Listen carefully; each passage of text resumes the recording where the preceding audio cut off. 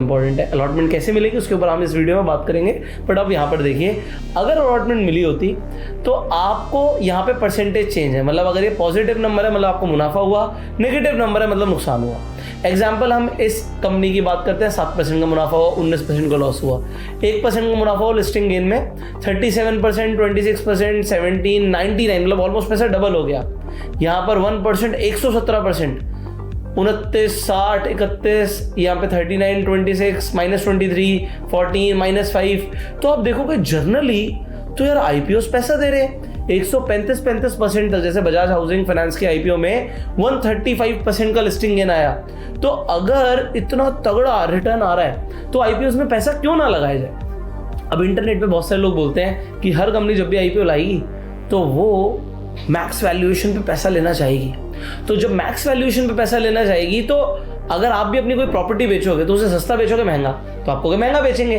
But यहाँ पर महंगा बेचने के बावजूद भी लोगों को रिटर्न क्यों बन रहे हैं। कई लोग बोलते हैं आईपीओ में पैसा नहीं लगाना चाहिए, बट यहाँ तो उल्टा हो रहा है। अगर हम आईपीओ में पैसा लगाएंगे तो हमारे तो अच्छी रिटर्न बन रही है। बट पॉइंट यहाँ पर दो हैं, आईपीओ में पैसा लगाना नहीं लगाना, और दूसरी चीज़ अलॉटमेंट कैसे मिलेगी। तो एक चीज़ क्लियर है, अगर देखो मार्केट बुलिश होती है, यहाँ पर रिटर्न इसलिए अच्छे आ रहे हैं क्योंकि मार्केट का ओवरऑल सेंटिमेंट पॉजिटिव है। अगर मार्केट का सेंटिमेंट नेगेटिव हो जाएगा, मार्केट बेरिश हो जाएगी और उस टाइम पे आईपीओ आएंगे तो हो सकता है इतने अच्छे लिस्टिंग गेन्स ना मिले। ये आ गया पॉइंट नंबर 1। पॉइंट नंबर 2 है कि अगर हम आईपीओ में पैसा लगाएं तो अलॉटमेंट कैसे मिले, क्योंकि जो अच्छे आईपीओ होते हैं, एग्जांपल में बजाज का दे रहा था, तो जो बजाज हाउसिंग का आईपीओ था, अगर आपने इसमें पैसा लगाया होता तो हो सकता है आपको अलॉटमेंट ही ना मिली होती। तो आज हम बात करते हैं भाई ऐसी कौन सी ट्रिक्स होती हैं जिसके थ्रू आपके अलॉटमेंट के चांसेस बढ़ जाते हैं। तो पॉइंट यहाँ पर डिटेल में समझिएगा। देखो पहली बात तो 2 तरीके के आईपीओ आते हैं। एक आता है एसएमई आईपीओ।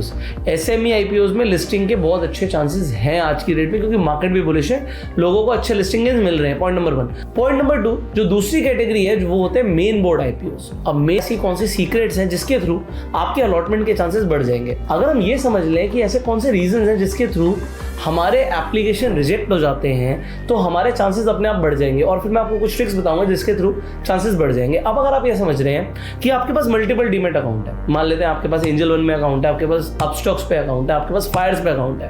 अब आपने कहा कि भाई मैं तीनों से एक लॉट अप्लाई कर देता हूं, तो आपको 100% अलॉटमेंट नहीं मिलेगा। आपने क्या किया, देखो इन तीनों डीमैट अकाउंट में पैन नंबर 1 था, तो ये हो जाती है मल्टीपल एप्लीकेशन की रिक्वेस्ट, और मल्टीपल एप्लीकेशन 100% रिजेक्ट होगी, एक भी लॉट नहीं मिलेगा।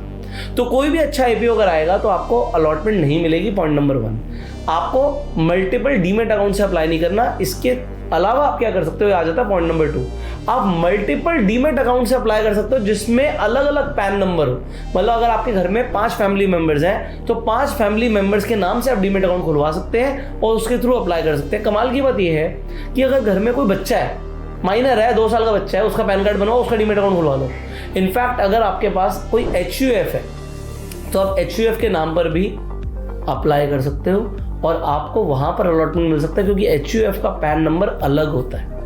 अब अगर आपके पास अभी तक डीमैट अकाउंट नहीं है तो आप फ्री में जाके डीमैट अकाउंट खुलवा के बढ़ते हैं। अब डीमैट अकाउंट अगर आपके पास होगा तो आपका शेयर मार्केट में इन्वेस्टमेंट हो सकता है, आप ट्रेड कर सकते हो, आईपीओ में पैसा लगा सकते हो, आप अपनी SIP कर सकते हो। तो लॉन्ग टर्म इन्वेस्टमेंट करना हो या ट्रेड करना हो उसके लिए आपको डीमैट अकाउंट चाहिए। तो डीमैट अकाउंट आपने खुलवा लिया, मल्टीपल डीमैट अकाउंट से अप्लाई कर दिया, चांसेस बढ़ा लिया आपने।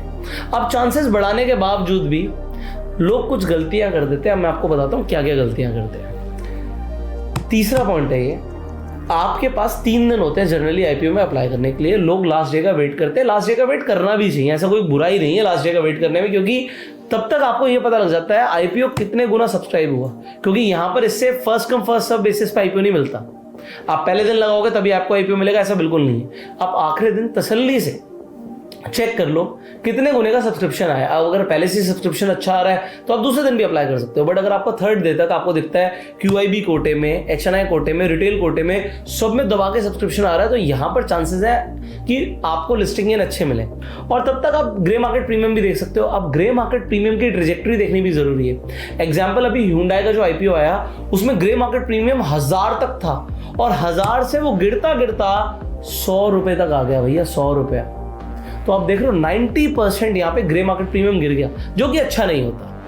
अगर ये उल्टा होता कि 100 से ग्रे मार्केट प्रीमियम बढ़ता बढ़ता 1000 जा रहा है तो डिमांड बहुत है, यहां पर आपको अप्लाई जरूर करना चाहिए ऐसे आईपीओज में जहां पर ग्रे मार्केट में डिमांड बढ़ती जा रही है, प्लस आप देख रहे हो कि भाई फाइनेंशियल्स अच्छे हैं, प्लस आप देख रहे हो कि भाई लास्ट डे तक सब्सक्रिप्शन बहुत अच्छा आ रहा है। तो आप यहां पर क्या करोगे, लास्ट डे आपका जो टाइमिंग होता है वो होता है 5 बजे तक का। आपको 5 बजे अप्लाई नहीं करना भाई, 5 बजे के बाद अप्लाई किया तो पक्का एप्लीकेशन रिजेक्ट हो जाएगी। आप ना मार्केट टाइमिंग्स के अंदर ही अप्लाई कर दो, मतलब 3:30 तक मार्केट खुली है तो 3:30 के अंदर अंदर अगर आप अप्लाई कर दोगे तो चांसेस है आपको यहाँ पर सब्सक्रिप्शन मिल जाएगा।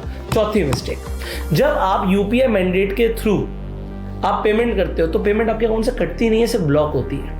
अब ऐसा रेयरली होता है कि कोई आदमी कोई ट्रांजैक्शन करे और वो फंड वहां से यूज हो जाए, ऑल्दो ब्लॉक हो गया तो ट्रांजैक्शंस नहीं होंगी, बट अगर आपने वो फंड किसी भी तरीके से यूज कर लिया, आपने भैया एक IMPS भी किया, उसमें 5 रुपए भी कम हो गए, तो आपका होगा क्या, अगर आपका जो ब्लॉक्ड अमाउंट है उस पर कोई बात आई तो आपको आईपीओ का बिल्कुल भी सब्सक्रिप्शन नहीं मिलेगा। ध्यान रखना है कि जो अमाउंट आपका फ्रीज हो गया है उसे आप यूज ना करें किसी भी तरीके से। अब यहाँ पर 5th पॉइंट क्या आता है, जब आप यूपीआई के थ्रू पेमेंट करेंगे, आप ब्लॉक कराएंगे फंड, एक चीज ध्यान रखिएगा, जो आपके डीमेट अकाउंट में जो नेम है वो पैन कार्ड से मैच होता है, आपका बैंक अकाउंट में भी सेम नेम होना चाहिए। अब एग्जांपल है, मान लीजिए मेरा नाम है पुष्कर राज ठाकुर, अब मेरे अगर डीमेट अकाउंट में नाम है पुष्कर राज ठाकुर और बाई चांस मेरे अकाउंट में बहुत पहले का खुला हुआ है, मान लेते हैं उसमें नाम है पुष्कर ठाकुर, तो यहां पर रिजेक्शन के चांसेस बढ़ जाएंगे। क्यों बढ़ जाएंगे रिजेक्शन के चांसेस, और हो सकता है रिजेक्ट हो भी जाए क्योंकि नाम डिफर